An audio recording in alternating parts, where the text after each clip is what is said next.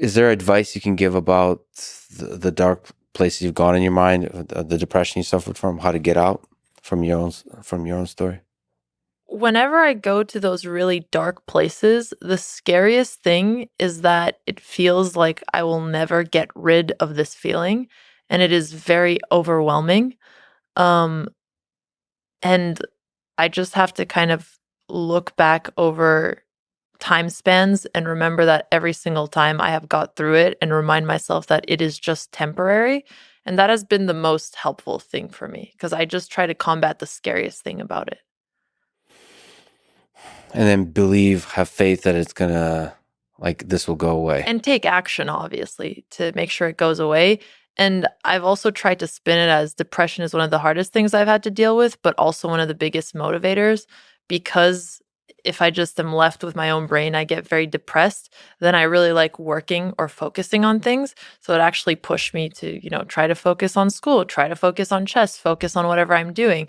And also, if I'm feeling really bad, then there's probably something a little bit off. And I use it as a signal and try to think of it as, okay, this is just a sign that there's things that could be improved for long term. What about you, Andrea? Have you gone to dark places in your mind? I'd say my family, I see Alex going through this. My mom also has very serious depression.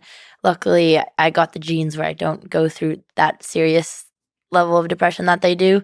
I'd say mine is much more temporarily. So it's more similar to what I was feeling when I was Exactly. You feeling go shitty through about the. periods. Yes, exactly. Where but I know that it's not something that's clinical and that's just a genetic thing or a mental thing, whereas I know is more serious for like my family members.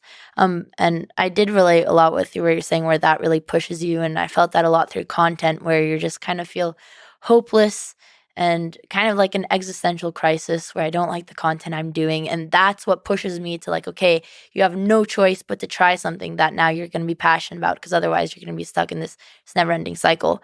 So it's short term and then it helps me come up with the things that I enjoy the most content wise. And it also long term taught me just how to have a more balanced life, like doing small things that make me happier on a daily basis, to like working out, to eating healthier, which I notice when I don't do for weeks, I just get a lot more depressed.